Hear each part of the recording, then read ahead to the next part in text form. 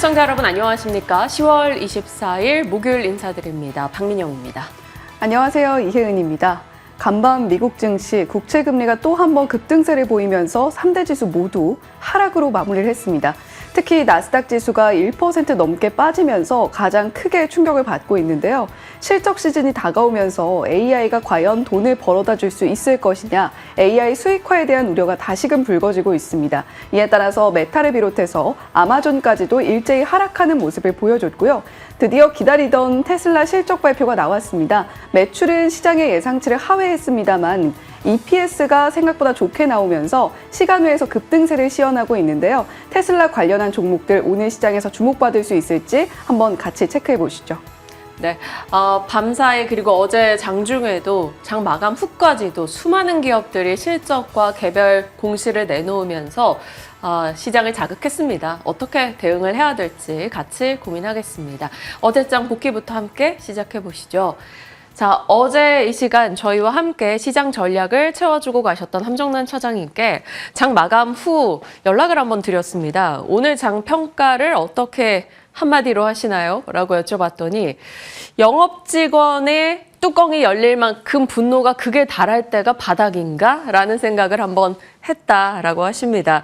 일단 어제장에서는 굵직하게 정말 명확하고 또렷하게 시장이 반등할 만한 요소가 있었던 것은 아닙니다. 여전히 매크로가 불안했고요. 지정학적 리스크 등도 남아 있었고요. 다만 그럼에도 불구하고 어제는 양시장이 올라섰죠. 이유 없는 반등 이라고 생각해 보면 굉장히 반가운 시점이 아닌가라는 기대도 있습니다. 다만 이것이 하루 이틀, 3일 이렇게 하고 끝나버릴까 불안감 역시나 우리 마음에 있죠. 미국장이 도와줬으면 좋았을 텐데 그리 테슬라를 제외하고는 우호적인 흐름이 나오지 않았기 때문에 어찌 봐야 될지 궁금해지는 오늘입니다. 일단 어제 내용에 초점을 맞춰볼까요? 일본과 대만 각권 대비 코스피가 선전했습니다. 코스피 1%, 코스닥도 0.9% 상승했네요. 자, 테슬라와 SK 하이닉스 실적 발표를 앞두고 바로 이 섹터의 주요 단기 분수령을 만들어줄 만한 테슬라, SK 하이닉스 실적을 앞뒀기 때문에 2차 전지와 반도체 종목군들이 어제 강세 흐름을 나타냈습니다. 보시다시피 좋은 시세가 전방위적으로 좀 퍼지는 흐름이었죠. 시장은 트럼프발 고금리 강달러 부담을 안고 있었는데 일각에서 빌 게이츠와 다이먼 회장이 해리스를 지지한다. 그리고 해리스의 지지율 회복하고 있다. 이런 내용 등이 조금씩 더해지면서 트럼프 리스크가 살짝 조용해지는 느낌이 있었습니다. 그리고 낙폭 과대 인식으로 인해 내일 테슬라, SK 하이닉스 실적 보고 좀 긍정의 베팅을 해볼 만하다라는 저가 매수세가 유입이 됐고요. 이러한 내용을 자극했던 또 다른 이슈가 바로 이것이었습니다. 더불어민주당의 집권 플랜 본부가 출범이 됐는데 그 내에서 금투세 시행하지 않겠다라는 일부의 발언 등이 나오면서 금투세에 대한 우려가 아주 살짝 줄어들었죠. 물론 이것은 당론이 아니기 때문에 앞으로 어떻게 될지는 모릅니다. 다만 이런 목소리가 있었다라는 것에서 이 보도가 나온 것이 점심시간 이후였는데 코스닥의 당일 차트를 한번 열어보시면 점심시간 이후에 개인의 자금이 많이 영향을 끼치는 코스닥 쪽에서는 확실하게 좀 더 힘을 내는 모습이 나타났습니다. 어제 코스닥은 1% 올라선 채 끝났죠.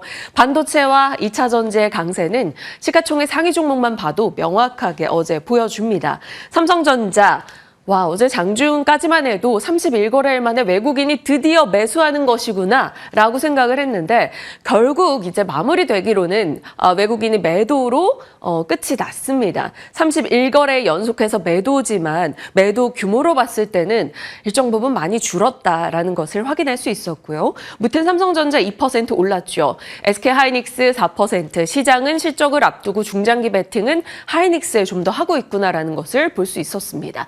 LG 에너지 솔루션이 5% 이상 올랐고요. 2차 전지 쪽 코스닥에서 에코프로 BM과 에코프로가 힘내면서 또 상승했습니다.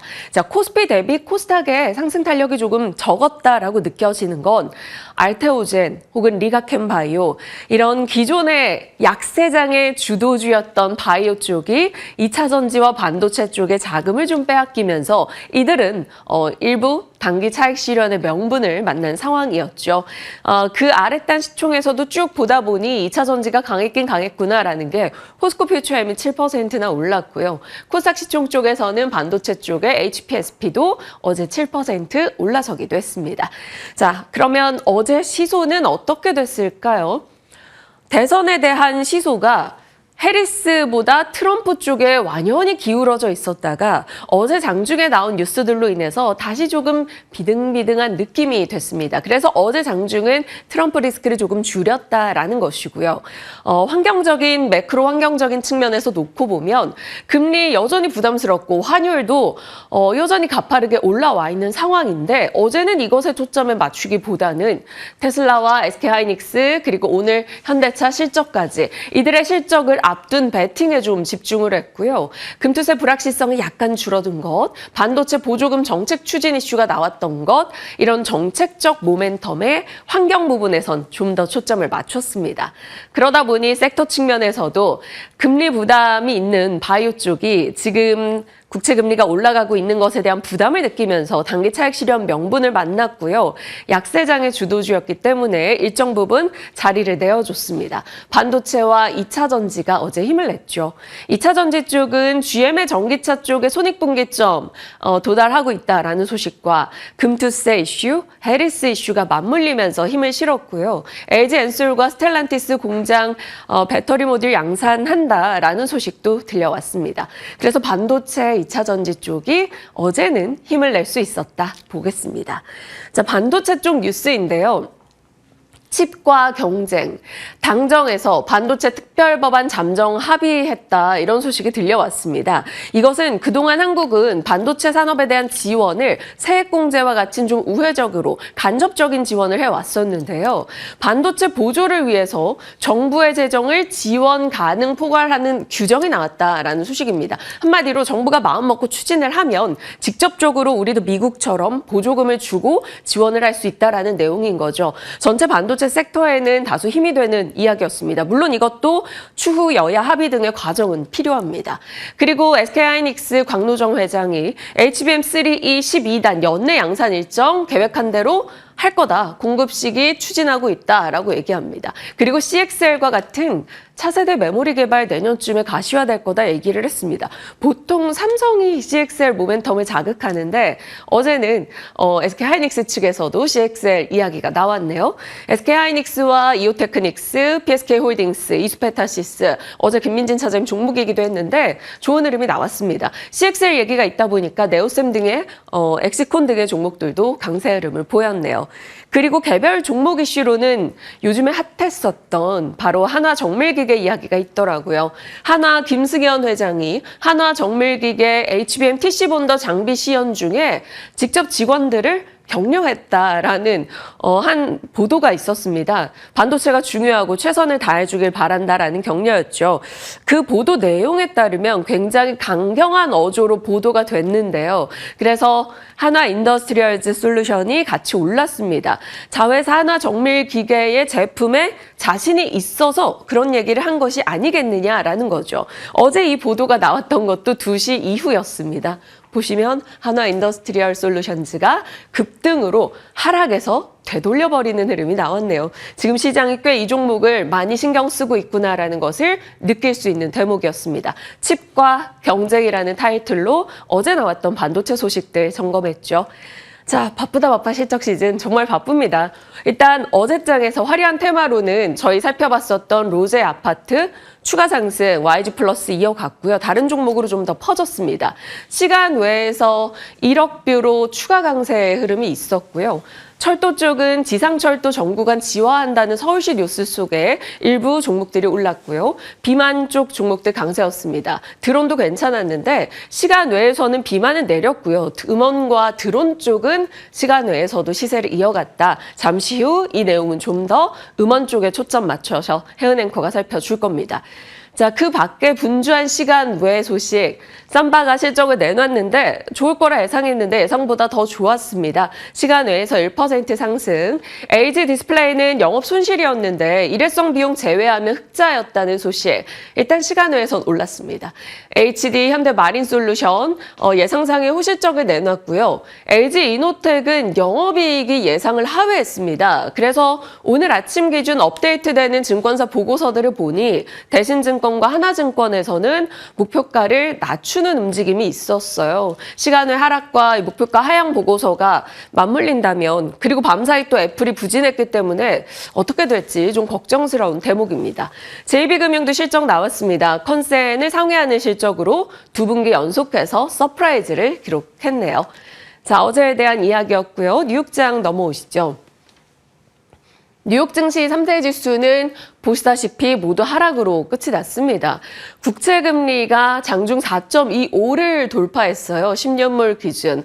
그러다 보니 시장에서는 다시 한번 금리 쇼크가 좀 발작적으로 나오는 모습 드러났습니다.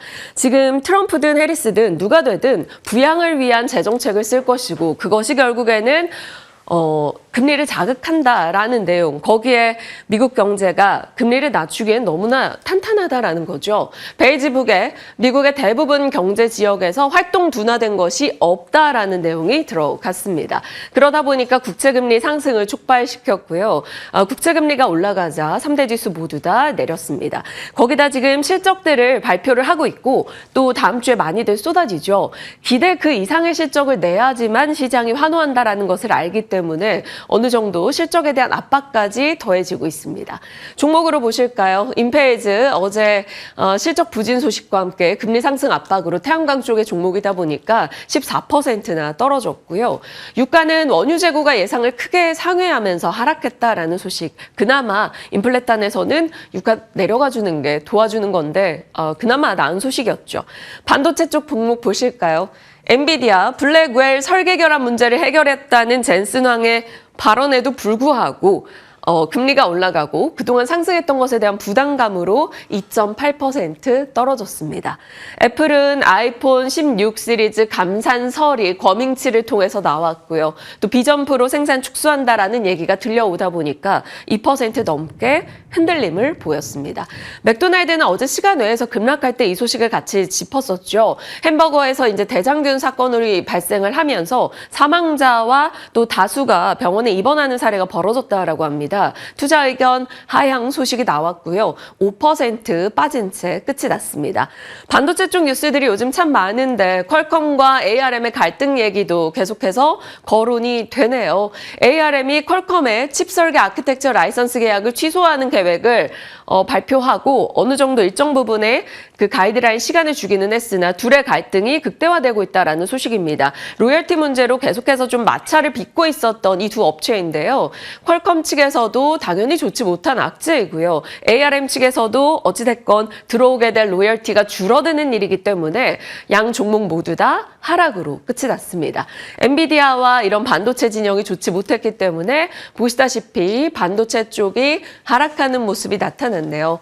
자, 이렇게 빨간 색깔을 보고 처음에는 상승인가? 왜냐하면 한국 사람이기 때문에 상승불로 반응을 했다가 깜짝 놀랐었는데 그러지 않았었네요. 엔비디아와 반도체 쪽 부진했고요. 메타, 아마존, 애플, 알파벳, 마이크로소프트까지 빅테크 종목들은 국채금리 상승과 최근에 굉장히 가파르게 올랐던 것에 대한 부담 속에 하락으로 마무리가 됐습니다. 연준의 강력한 인하 확인 과정이 약화되고 있다라는 평가였고요. 개별 실적 이슈에 민감한 시장이었는데요. 종목별로 보시면 소비재부터 산업재까지 골고루 실적이 나왔던 밤사이였습니다. 코카콜라는 판매량 감소 이슈가 있었어요. 실적은 나쁘지 않았는데 판매량이 좀 줄었다 이런 얘기가 있어서 하락으로 마무리가 됐고요. 보잉은 실적 약화가 지속되고 있습니다. 버티브는 좋은 실적을 냈는데 가이던스가 부진해서 밀려났고요. AT&T는 이제 가입자가 많이 늘었다라는 소식에 그래도 강세 흐름, 시장이 빠질 때 방어주 역할을 이 통신주 단에서 확실하게 해주는데 실적까지 좀 좋아지고 있습니다. 자, 반도체 진영에서는 온세미컨덕터와 NXP 세미컨덕터 이런 차량용 반도체 진영만 좀 괜찮았다. 요 정도 짚고 가시면 되겠네요. 중요한 건 이제 시간 외에서 나왔던 테슬라겠죠. 보시다시피 예상을 상회하는 EPS, 매출은 예상을 하회하긴 했습니다. 그런데 수익성 데이터들이 다 좋았고요. 미래를 암시해줄 모멘텀, 그러니까 지난번 로보택시 일정 때 시장의 실망감을 가득 드러냈던 저가형 모델에 대한 정확한 출시 팩트 언급을 이 자리에서 좀 해주게 됩니다. 그러면서 시장은 좀 긍정적으로 시간의 반응을 보여줬고요. 우리가 늘 알다시피 테슬라가 자극하는 여러 분야, 2차 전지, ESS, AI 칩, 자율주행, 여기에 일론 머스크의 자극으로 본다면 로봇이나 우주항공이 더 들어갈 수 있겠죠. ESS 쪽에 마진이 굉장히 좋았다는 소식과 FSD 누적 마일 기하급수적으로 증가했다라는 소식 등이 있었습니다. 장중에 부진을 떨치고 올라가준 테슬라인데 어제 2차 전지의 시세와 좀 맞물려 줄 수 있을지, ESS 혹은 FSD 자율주행 쪽도 체크가 가능할지 궁금해집니다. 어제 LG전자나 현대오토에버 같은 자율주행 종목들도 분위기는 나쁘지 않았으니까요. 그리고 또 하나 눈에 띄었던 게 엠폭스 관련한 종목들이 뉴욕장에서 테마 상승 1위를 차지합니다. 엠폭스 관련해서 진단키트 판매 권리를 판매하고 있는 업체가 주가 50% 올라가기도 했고요. 지오박스랩스라고 예방물질을 개발하는 업체도 양호한 시세였습니다. 독일 유럽권에서 이제 엠폭스 변종 얘기가 나오고 있는데 그것 때문일지는 잘 모르겠습니다. 일단은 테마단에서 이런 움직임이 있었다 정도 확인해 주시죠. 그 밖에 연결고리는 또다시 이제 전운에서 엄포를 놓고 있는 세계 각국입니다. 러시아가 한국이 우크라이나와 놀아나서는 안 된다. 자국 안보나 생각해라라는 대변인의 발언을 꺼내놨고요. 영국에서도 우크라이나 흑해 항구를 러시아가 공급하고 있다. 식량 안보에 위협을 받고 있다라는 이슈가 있었습니다. 시장의 질이 좋지 못하고 만약에 주도 섹터가 부재하다면 이런 쪽에 트레이딩이 있을 거고요. 그동안은 방산과 안티드론이었는데 이제는 식량 얘기가 거론되고 있다라는 점 체크해 주시길 바랍니다. 자, 오늘입니다. 시메스 AI 로보틱스 상장 있고요. 폴란드 대통령과 정상회담, 그리고 펄어비스 개별 이벤트 있다는 거 참고해 주시길 바랍니다. 시장에 대한 내용들 쭉 풀었고요. 오늘은 중요한 건 실적이겠죠. SK하이닉스 실적은 당연히 지금 좋을 걸로 보죠. 작년에 1조 7천억 정도 적자였으니까요. 이번에는 영업이익 당연 흑자, 좀 삼성전자의 반도체 부분보다 훨씬 더 좋을 것으로 시장이 이미 예상을 하고 있습니다. 예상 그 이상의 무언가가 나올 수 있을지 기다려 봐야겠고요. 현대차는 사실 사상 최고 실적을 지난해 냈었기 때문에 역기저에 대한 우려가 있습니다. 그런데 주요 증권사들의 3개월 평균 컨센을 좀 보면 판매 대수가 늘어났다고 볼 수는 없지만 고부가 가치 차종의 판매가 좋았기 때문에 믹스 개선이 있었을 것으로 보고 있습니다. 어떨지 살펴보시죠. 오늘은 이 두 기업의 실적과 KB금융, 삼성중공업 각 섹터의 대표 주자들의 실적이 나오니까요. 밤사이 나왔던 미국의 테슬라 실적 등을 같이 소화하면서 대응해 보시면 되겠습니다. 시장에 대한 이야기였고요. 어제 뭐니뭐니 해도 그리고 밤사이 제일 중요했던 것도 2차 전지 쪽 소식이었어요. 좀 더 자세히 살펴주시죠. 네, 앞서서 저울 그림을 통해서 반도체와 2차 전지 쪽에 다시 무게감이 실리는 시장을 표현을 해주셨는데 아무래도 어제 한시를 전후로 해서 좀 수급의 동향이 바뀌는 모습을 보여줬습니다. 마침 또 테슬라 실적을 받아든 만큼 2차 전지 위주로 한번 브리핑을 만들어 봤는데요. 2차 전지 종목들 다시 좀 힘을 내길 바라는 분들 상당히 많이 계실 것 같습니다. 갑자기 분위기 2차 전지 갑분이라고 제목을 한번 지어봤는데 그동안 특히 민영 앵커가 말해주었듯이 약세장의 주도주 하면 대표적으로 바이오, 헬스케어 종목들이 꼽혔는데 어제는 다시 반도체 2차 전지 쪽으로 수급의 저울이 기우는 모습을 보여줬습니다. GM의 호실적, 금투세 폐지 가능성에 대한 언급이 나왔고 해리스가 전국 기준의 여론조사를 진행을 했더니 또 여기서는 앞서는 모습을 보여줬다라는 소식이 로이터를 통해서 들려오면서 해리스 트레이드에 대한 가능성이 다시 한번 불거지게 됐습니다. 2차 전지 종목들 다시 한번 지켜보자라는 내러티브가 형성이 됐고요. 그리고 LG 에너지 솔루션과 스텔란티스의 캐나다 합작 공장 이슈도 2차 전지 종목들 다시 힘을 내게 하는 주요한 요인 중에 하나가 됐습니다. 실제로 수급이 이동하는 흐름 함께 지켜보시죠.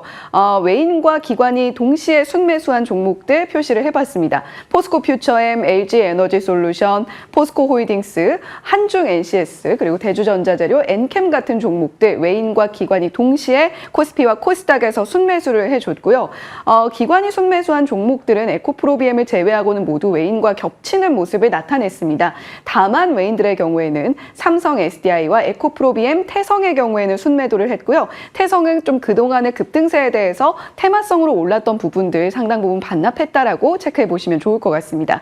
기관은 솔브레인 홀딩스 순매도하는 모습을 보여줬습니다만 전반적으로 상위권 내 2차 전지 관련 종목들이 상당히 많이 포진해 있었다라는 점에서 2차 전지 종목들 오늘 시장에서도 그 수급의 주인공이 될 수 있을 것인가 한번 지켜보시면 좋을 것 같습니다.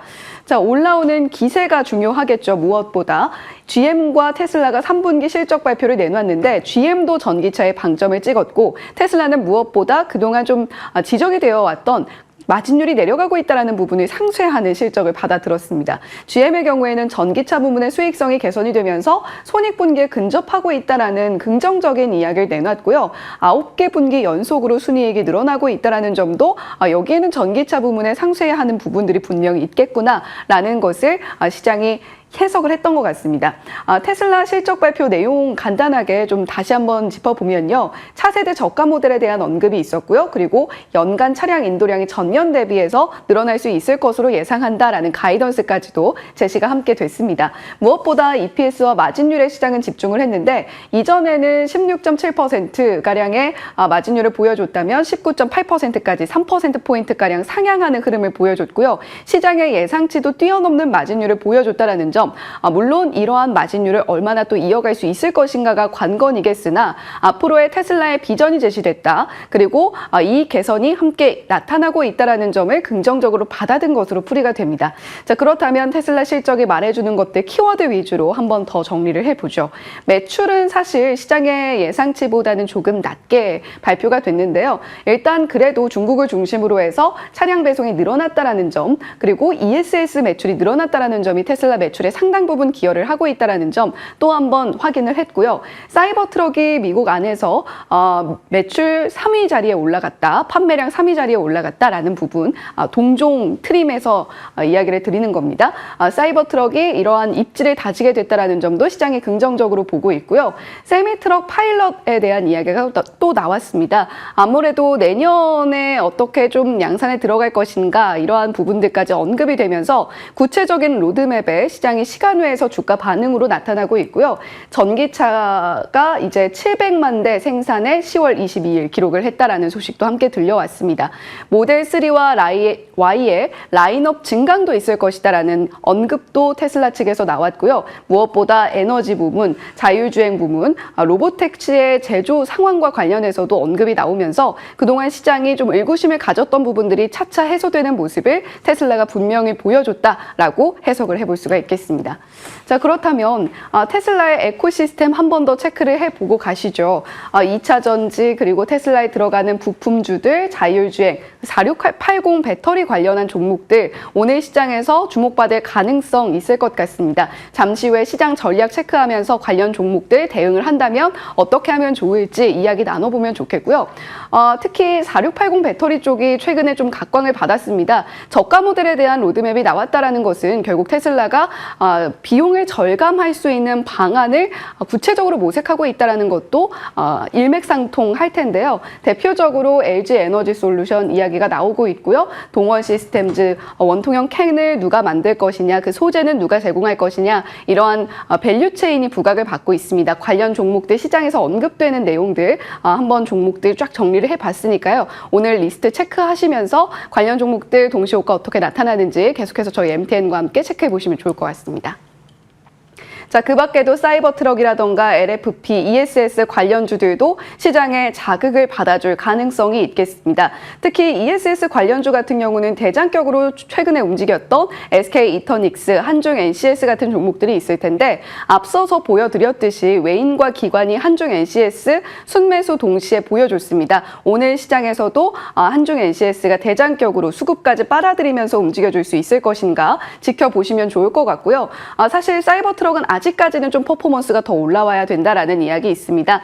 그와 함께 일단은 종목들 미리미리 좀 지켜보신다면 CTR 모빌리티, MS 오토텍, 서현이와 아모그린텍 같은 종목들이 언급이 되고 있고요. LFP 관련주들도 끊임없이 좀 체크를 해야 될 겁니다. 저가 라인업과 바로 직결되는 LFP 라인업이다라고 생각을 해보시면 좋을 것 같습니다. 자, 넥스트스타, LG에너지솔루션과 스텔란티스가 손을 잡고 전기차 배터리 합작사 넥스트스타 에너지를 이제 캐나다에서 공식적으로 가동에 들어갔습니다. 배터리 모듈 공식 양산에 들어갔고요. 내년에는 셀 공장 준공과 생산을 동시에 개시할 것이다 라는 이야기 나오고 있죠.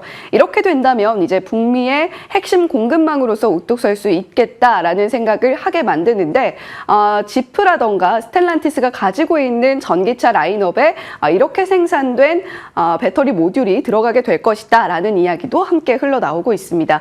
LG에너지솔루션 최근에 한 3개월 사이에 수주 계약 공시 내용이 상당히 많이 쏟아졌습니다. 르노와 39기가와트시 규모의 LFP 배터리 공급 계약 맺었고요. 벤츠와도 50기가와트시 규모의 원통형 배터리 수주 소식이 들려왔습니다. 포드와도 대규모 특히 장기 공급 계약을 맺으면서 3개월 사이에 누적 수주량이 200기가와트시가량이 되는데요. 이렇게 LG에너지솔루션의 퍼포먼스를 중심으로 해서 2차 전지 전반의 투심이 끌어올려줄 수 있을 것인가, 이 부분도 시장의 관전 포인트가 될 것 같습니다.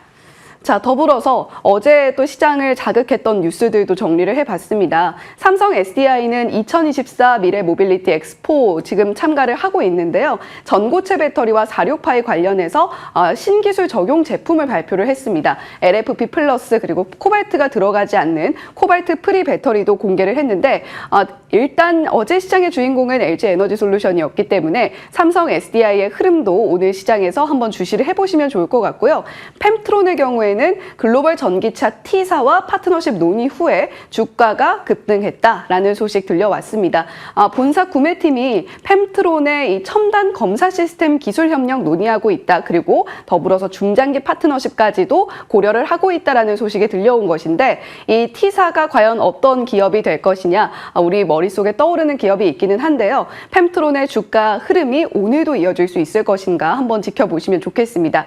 CIS의 경우에는 유럽 자동차 제조사와 전고체 배터리 소재와 장비 사업 관련해서 NDA 체결했다라는 소식 들려왔고요. 다만 조금 이렇게 앞서서 삼성, SDI, 펨트론, CIS의 뉴스와는 조금 다른 흐름, 에코프로비엠의 경우에는 전기차 캐즘으로 인해서 포항 공장 준공을 12월로 연기했다라는 조금은 투심을 악화시킬 수 있는 뉴스 들려왔다라는 점 함께 참고해 보시면 좋겠습니다. 자, 헤드라인 돋보기 시간입니다. 이 이야기를 계속해서 연일하고 있는 것 같은데요. 로제와 브루노 마스의 아파트 이야기입니다. 독일 클럽에서도 이 아파트를 함께 떼창하는 모습을 유튜브를 통해서 찾아볼 수가 있었는데, 독일의 클럽은 유럽의 이 클럽 씬을 좀 대표하는 국가라고도 이야기를 하죠. 이렇게 아파트가 울려 퍼지는 모습이 유럽 시장까지도 들썩이게 할 수 있지 않을까라는 기대감을 갖게 만듭니다. 블랙핑크 로제의 아파트 뮤비가 5일 만에 1억 뷰를 돌파를 했는데요.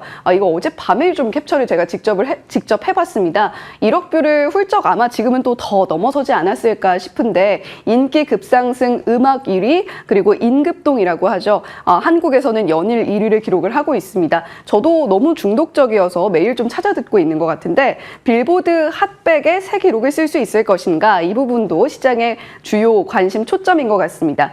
국내 음원 차트와 해외 음원 차트 계속해서 올킬 기록을 갈아치우고 있는 로제이고요.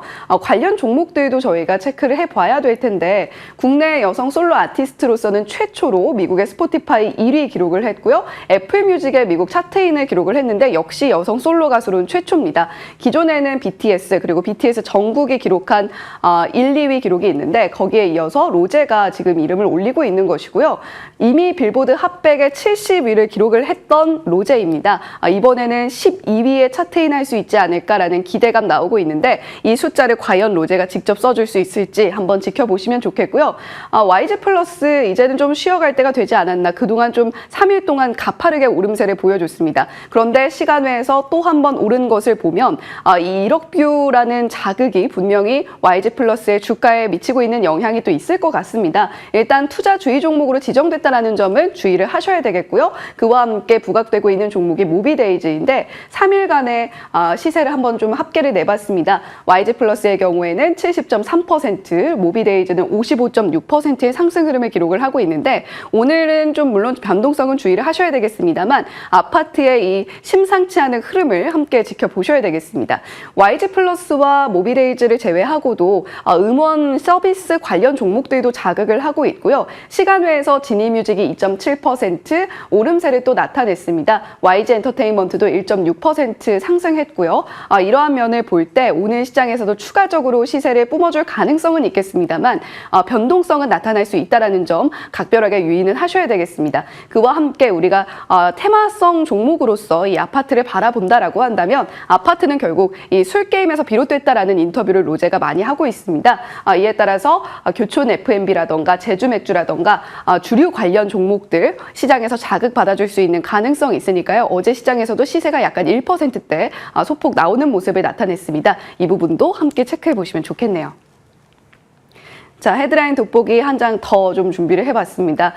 넷플릭스의 전난이라는 영화가 2주 전에 공개가 됐는데요. 글로벌에서 반응이 좀 나오고 있습니다. 2주 연속 글로벌 탑10 안에 차트인을 하고 있고요. 3위 기록하고 있다라는 이야기 들려오고 있는데 사실 강동원, 박정민 배우 본인들의 이 비주얼도 너무나 훌륭합니다만 영화 전체의 영상미가 상당히 아름답다라는 이야기가 글로벌 시장에서 흘러나오고 있습니다.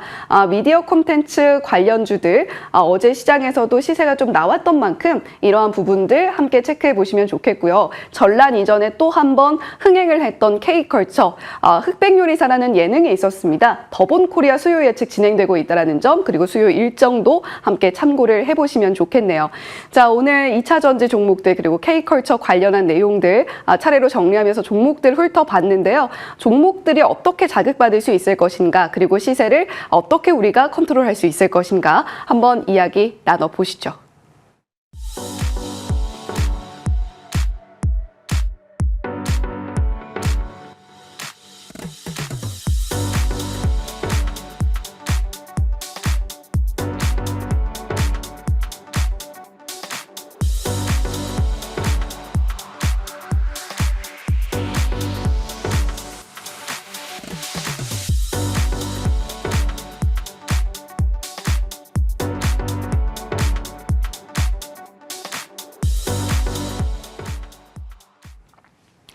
네, 이제 시장 전략 점검을 해보겠습니다. IS의 김태성 본부장님과 이야기 나눠봅니다. 어서 오세요. 네, 안녕하세요. 네, 본부장님 어제 시장에서 기존의 주도주를 좀 선호하셨던 분들, 반도체 2차 전지 종목 선호하셨던 분들이 조금 기운이 좀 나셨을 것 같아요. 네. 이제 어떻게 대응을 해야 되는가가 궁금한데 어제의 수급이 오늘도 이어질 수 있을까요? 어떻게 보시나요?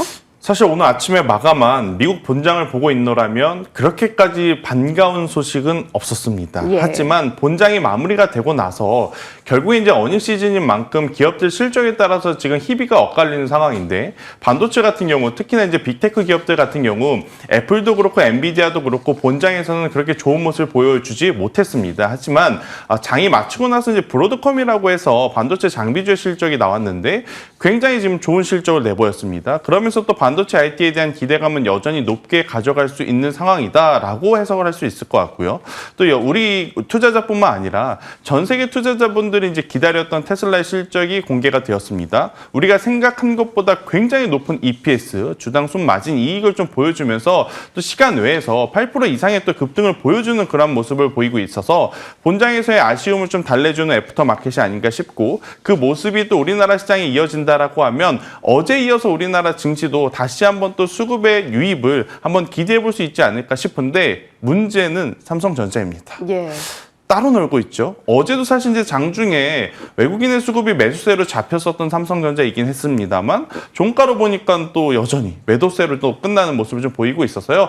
일단은 예측을 하기보다 우선 오늘 장중에 또 외국인의 수급 유입이 지속적인지 아닌지를 좀 판단을 하시면서 반도체에 대한 비중 조절을 하시는 게 지금은 훨씬 더 맞지 않겠는가라는 의견 드리겠습니다.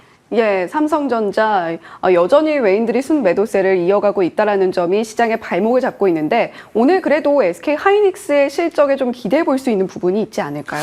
그렇죠. 일단 오늘 시장에서는 이제 크게 반도체 IT를 놓고 보면 세 가지의 체크 포인트가 있을 수는 있을 것 같습니다. 일단 첫 번째로는 원달러 환율 부담에 있어서 지금 외국인의 수급이 사실 우리나라 증시에 과감하게 들어오기에는 굉장히 좀 부담스러운 상황입니다. 아무래도 이제 그들이 들어옴에 따라 환차 손에 따른 이제 손실도 염두를 해둬야 되기 때문에 하지만 우리나라 삼성전자, SK하이닉스는 사실 글로벌 기업 엔비디아라든지 다른 기업들의 주가 대비 덜 올랐다라고 평가를 받을 수밖에 없는 상황이기 때문에 환차손을 감수해서라도 좀 들어온다. 그러니까 저점 매수세가 들어온다라고 하면 굉장히 또 강하게 리바운딩이 될 수 있는 그러한 자리이기에 저는 충분히 한 번 더 기대를 좀 해볼 수는 있을 것 같고요. 어제 이제 우리나라 증시 코스피 시장에 외국인의 수급 다수가 어디로 갔느냐? SK 하이닉스로 갔습니다. 예. 그러면 결국 반도체 안에서는 HBM이고 HBM 안에서는 엔비디아이며 그걸 우리나라 시장으로 대입을 해보면 역시나 SK 하이닉스다. 그러니까 반도체 안에서 HBM은요. I'm 베리 헝그리. 그러니까 나는 여전히 배고프다인 예. 것 같아요. 그래서 이제 HBM 관련주인 이제 대장주인 SK 하이닉스는 여전히 좀 보셔야 될 것 같고요. 대신에 이제 SK 하이닉스를 따라서 움직일 수 있는 기업들 대표적으로 두 기업을 꼽을 수 있죠. 한미반도체와 이수페타시스. 여기 이제 어제 하나의 김승현 회장이 드디어 움직였습니다. 하나 인더스트리얼 솔루션즈의 주가의 조정이 좀 불편했던 것 같아요. 또 이제 본인이 직접 등판하면서 반도체에 대한 이야기를 하다 보니 한화 인더까지도 꼭 체크를 하셨으면 저는 좋겠다라는 생각이 들고 있고요. 일단 또 세 번째 체크 포인트는 약간의 변수가 될 수 있는 부분은 뭐냐면 퀄컴과 암의 노이즈. 예. 근데 사실 이제 이 노이즈는 그들만의 리그일 수 있으니까요. 이 부분에 대해서는 너무 확대 해석해서 미리 걱정하실 필요는 없을 것 같고요. 앞서 앵커님께서 짚어주셨다시피 여전히 SK 하이닉스를 필두로 하는 HBM에 조금 더 집중을 하는 어떤 전략이 유리하겠다라는 의견 드려보도록 하겠습니다. 예, 그렇다면 오늘 SK 하이닉스에서 혹시라도 7이라는 숫자를 볼 수 있는 가능성은 어떻게 보시나요? 저는 충분히 가능하지 않을까. 워낙 이제 영업이익률이 지금 높을 수밖에 없는 구조로 가지고 있어서요. SK 하이닉스의 정말 어닝 서프라이즈를 한번 기대해 볼 수 있지 않나? 지금 위치도 20만 닉스를 코앞에 두고 지금 계속 갈팡질팡하는 것 같아요. 그런데 오늘 만약에 정말로 우리가 원하던 생각지도 못했던 숫자가 또 찍히게 되면 굉장히 또 좋은 모습을 보일 수 있다는 의견 드리겠습니다. 예, 어제 1시를 기점으로 해서 반도체 쪽에 다시 한번 수급이 몰리면서 삼성전자, SK하이닉스 모두 갑작스럽게 또 반가운 장대 양봉을 세워줬습니다. 오늘 SK하이닉스의 실적을 필두로 해서 과연 그 흐름 이어가줄 수 있을지 한번 지켜보시면 좋겠고요. 그와 함께 언급할 부분이 바로 2차 전지 종목들인 것 네. 같아요. 그동안 뭐 전기차 캐즘에 대한 이야기도 꾸준히 좀 압박을 해왔고 그런 가운데에서도 LG 에너지 솔루션의 수주 계약 공시를 필두로 해서 점차적으로 힘을 내려고 애를 좀 썼었거든요. 테슬라 실적까지 받아본 지금 2차 전지 종목들에 대한 뷰는 좀 어떠실까요? 완전히 또 다르게 이제는 해석이 필요할 수 있는 순간이 왔습니다. 사실 9월달 들어오면서 2차 전지에 대해서는 악재보다는 호재성 뉴스가 조금은 더 연달아서 나왔었거든요. 그걸 또 LG에너지 솔루션이라고 하는 기업이 온전히 받아가면서 굉장히 좋은 모습을 보였었습니다. 하지만 이제 9월 말 10월 초 가격적인 혹은 기술적인 조정이 우리가 생각한 것보다 너무 깊고 장기가 좀 나오다 보니까 혹시나 역시나인가? 이런 생각들이 좀 많으셨을 법한 2차 전지인데 일단 전체적으로 테슬라의 실적이 지금 굉장히 좋게 나왔다라는 부분 앞서서 잠시 언급드렸지만 EPS가 굉장히 또 좋게 나왔기 때문에 이에 따라서 전기차에 대한 관심도는 여전히 높을 수밖에 없다. 지금 현재 이제 어닝콜에서도 무슨 이야기를 했냐면 두 가지의 포인트가 가장 중요한 것 같습니다. 전기차에 대한 수요 여전히 회복 빠르게 하고 있고 두 번째 자율주행과 ESS 에너지 장치에 대한 신사업에 대한 성장 속도도 굉장히 빠르다라는 이야기를 했기 때문에 저는 2차 전지 전반적인 어떤 투심의 회복을 한번 기대해 볼 수 있는 상황이 아닌가라는 생각이 들고 있고요. 가장 중요했던 건 BYD가 이제 독식했던 중국 시장에서의 테슬라의 선전이 정말 돋보였다라는 겁니다. 그렇기 때문에 기존에 이제 유럽 시장에 의존했던 어떤 그런 부분들을 중국 시장으로 조금은 분산이 되었다라는 게 가장 큰 중요한 긍정적인 부분이다라는 생각이 들어서요.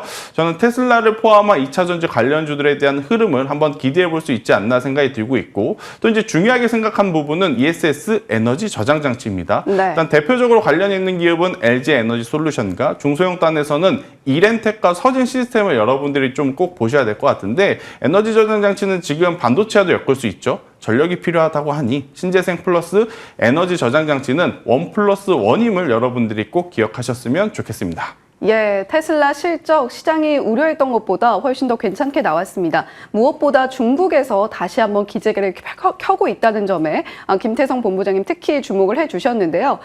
이렇게 테슬라의 실적을 받아든 지금 2차 전지 쪽을 보신다면 ESS 쪽도 반드시 같이 보셔야 되고 그러한 종목들 LG 에너지 솔루션, 이렌텍, 그리고 서진 시스템 이렇게 이야기를 또 해주셨습니다.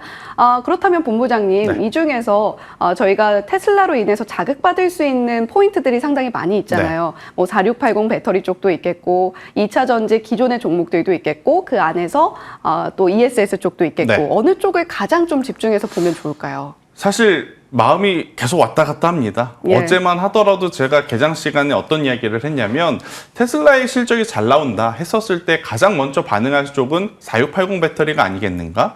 그럼 4680 배터리 하면 이제 크게 대표적인 기업이 LG 엔솔과 TCC 스틸이 있는데 변동성적인 측면을 고려한다면 TCC 스틸이 훨씬 더 유리해 보인다는 이야기를 드렸습니다. 예. 근데 오늘 아침에 제가 출근을 하면서 이 뉴스를 쭉 훑어봤는데 4680도 중요하지만 일단 ESS 에너지 저장 장치에 대한 성장 속도가 굉장히 빠르다라는 것이 중요 포인트인 것 같아요. 그래서 이쪽 부분을 좀 고려를 해본다라고 하면 저는 한중 NCS라고 하는 기업을 여러분들이 좀 꼭 보셨으면 좋겠어요. 그러니까 메이저 주체들이 우리보다 소식을 정말 빨리 아는 걸 어제 그 기업의 종가의 수급을 보면 알면 될 것 같습니다. 벌써 한중 NCS 같은 경우에는 양매수가 들어왔더라고요. 예. 그렇기 때문에 만약 오늘 여러분들이 테슬라와 연관된 기업을 좀 고려를 하신다라고 하면 저는 한중 NCS를 좀 보셨으면 좋겠다 생각이 들고 있고 한중 NCS 같은 경우에는 ESS 에너지 배터리 모듈 그리고 이제 순행 시스템 칠러에서 이제 강자이기 때문에 국내 시장 점유율뿐만 아니라 미국 시장 진출에도 속도를 좀 가하고 있어서 여러분들이 보실 때 정말 중요한 어떤 기업이 될 수 있다라는 의견을 한번 드려보도록 하겠습니다. 예, 그렇다면 본부장님 저희 가격 전략도 같이 들어보죠. 네, 일단 뭐 현재 구간에서 저는 37,000원이라는 가격대만 이탈하지 않으면 저는 충분히 추가 상승 가능하다. 그런데 이제 문제는 아마 매수일 겁니다. 오늘 테슬라가 이렇게 장전에 좋은 모습을 보이니까 갭 상승을 할 가능성이 높거든요. 그래서 저는 만약 갭 상승을 한다면 쫓아가지 마셨으면 좋겠다는 생각이 들고 있고요. 39,000원과 41,000원 이 밴드 안에서 기다리셨다가 매수를 하는 게 중요하다. 그리고 이제 매수가 되신다면 손절가는 37,000원 그리고 추가적으로 상승했을 시에는 5만 원이라는 목표가를 제시드려 보도록 하겠습니다. 예, 어제 수급의 동향을 지켜봤을 때 그리고 김태성 본부장님께서 전반적으로 어제 미국 시장을 좀 들여다봤을 때 4680 쪽에 좀 기울었던 마음이 ESS 쪽으로 조금 더 선호가 되더라라고 말씀을 해주셨습니다. 그러한 관점에서 오늘의 태성 스픽 한중 NCS 언급을 해주셨는데요. 다만 좀 매수를 하신다면 시초가에 바로 하시기보다는 39,000원에서 41,000원대 좀 밴드 보시면서 그러한 가격대에 좀 매수를 해보시면 좋겠다라고 말씀을 해주셨습니다. 자, 그렇다면 본부장님 자율주행 쪽은 좀 어떨까요? 사실 제가 생각한 것보다 자율주행이 굉장히 지금 좋은 성과를 내고 있더라고요. 네. 아마 지금 EPS가 높은 이유는 뭐냐면 소프트웨어를 팔아서일 가능성이 높아졌다라고 좀 보시면 될 것 같아요. 우리가 생각한 건 사실 EPS가 8%만 넘어도 만족스럽다라는 이야기가 많았었거든요. 근데 지금 10%대라면 하드웨어 쪽보다는 결국에 이제 소프트웨어 쪽 판매에 이 영업 마진율이 굉장히 높다라는 것을 의미하고 그것은 곧 FSD다라고 좀 말씀드릴 수 있을 것 같고요. 일단 FSD가 우리가 생각한 것보다 지금 속도가 더 빠르게 진행이 되고 있다는 것을 이번에 느낄 수 있는 어떤 실적과 컨콜이 아닌가 싶은데 지금 사이버 트럭에 대한 수요도 여전히 지금 많다라는 이야기를 하고 있어요. 그러면 테슬라가 지금 신사업으로 생각을 하는 게 ESS 에너지 저장 장치와 지금 이야기 드리는 FSD 그리고 이제 사이버 트럭이라든지 저가형 모델인데 이건 모두 지금 다 좋습니다. 네. 근데 이제 문제는 이 자율주행 관련해서 직접적으로 우리나라 기업 중에 수혜를 받을 수 있는 기업이 있겠는가? 없죠, 사실은. 그래서 저는 이 소프트웨어의 어떤 상승세가 좀 부럽긴 합니다. 근데 이제 그걸 가지고 우리나라 관련주들이 움직이는 거에 대해서 중장기적으로 저는 투자의 관점으로 보시기에는 다소 어렵지 않나? 하지만 이제 우리나라는 하드웨어에 또 강점이 있죠. 자율주행하면 또 같이 움직이는 하드웨어는 카메라 모듈일 가능성이 굉장히 지금 높은 상황 속에 대표적으로 레이더 이쪽과 연관이 있는 기업들, 뭐 퓨런티어라든지 스마트 레이더 시스템 이쪽을 좀 살펴볼 수는 있는데요. 저는 이쪽까지 살펴볼 여력이 과연 개인 투자자들에게 많을까라는 고민이 됩니다. 일단 우리가 앞전에 좀 다뤘었던 LG엔솔, 이렌텍, 서진시스템, 그러니까 기존에 가지고 있었던 2차 전지에 저는 조금 더 집중을 하시는 전략이 더 유효하지 않을까라는 의견을 한번 드려보도록 하겠습니다. 예, 테슬라가 자극하는 분야들이 워낙 좀 많다 보니까 과연 오늘의 수급이 자율주행 쪽까지 미칠 수 있을 것인가에 있어서는 조금은 보수적으로 보셔라 라는 이야기 해주셨습니다. 자, 그리고 오늘 또 10월 24일 폴란드 대통령, 두다 대통령과 만나잖아요. 그동안 김태선 본부장님과 만났던 종목들 중에서 퍼스텍이라던가 한일단조, 스페코 같은 중소형 방산주들이 있었습니다. 최근에 또 시세를 잘 뿜어내줬는데 수급이 2차 전지 쪽으로 이동을 하면서 오늘 수급을 좀 빼앗길 가능성이 있지 않을까 이런 걱정도 할 수 있을 것 같거든요. 방산주가 지금 요 한 2, 3거래일 동안에 변수가 좀 많이 발생이 됐습니다. 일단 저는 개인적인 생각으로 대형 방산 좋아요. 좋은데 투자의 관점으로 보면 이제는 잠시 기다려야 할 때, 최근에 또 방산 ETF에 대한 이야기들이 많이 나오잖아요. 그렇게 되면 수급이 개별주와 ETF로 나눠질 가능성이 높아요. 그래서 지금 개별주도 방산 3대장, 하나 에어로스페이스, 현대로템, LIG, 넥선 같은 경우에는 고점에서 차익 매도 물량이 잠시 나올 수 있음을 어제 반도체가 상승을 하면서 우리가 한번 느꼈기 때문에 이 부분은 경계해야 될 것 같고요. 일단 대형 방산 쪽이 밀리면 소형 방산이 움직인다라는 어떤 메커니즘 자체가 사실은 어제 장 초반에는 먹혔습니다. 하지만 장 중후반부의 이 부분도 반도체가 올라가면서 약간 그 패턴들이 깨지는 모습들이 보였기 때문에 만약 소형 방산이라든지 대형 방산, 전체적인 방산주들 수익 보고 계신 분들 같은 경우에는 일정 부분은 저는 수익을 좀 챙기셨으면 좋겠다라는 조심스러운 의견을 한번 드려보도록 하겠고요. 그럼에도 불구하고 나 방산주 좀 담고 싶다. 저는 한국항공우주가 대안이 될 수 있다라는 전략을 한번 드려보면서요. 지금 조금은 이제 복잡해진 방산 섹터의 어떤 흐름을 면밀하게 살펴볼 필요는 있지 않겠나라는 의견 드리도록 하겠습니다. 예, 한국항공우주 말씀을 해주신 것은 그동안 조금 덜 올랐기 때문인가요? 일단 그동안 덜 오른 것도 있고요. 최근에 또 입찰에 굉장히 공격적으로 또 참여를 하고 있는 상황이기 때문에 저는 한국항공우주 괜찮다고 보는데, 일단 방산은 미국의 로키드 마틴이 잠시 좀 쉬어가고 있어요. 그러니까 이제 그 부분을 좀 감안을 해서 비중 조절하시자라는 의견 드리겠습니다. 예, 김태성 본부장님과 함께 사실 중소형 방산주 급등이 나오기 전에 사실 방송에서 이미 언급을 드렸고요. 이제는 좀 수급적으로 차익 실현을 슬슬 해볼 때가 아닌가라는 의견까지 전해주셨습니다. 지금까지 iE셋 김태성 본부장님과 이야기 나눠봤습니다. 오늘 말씀 고맙습니다.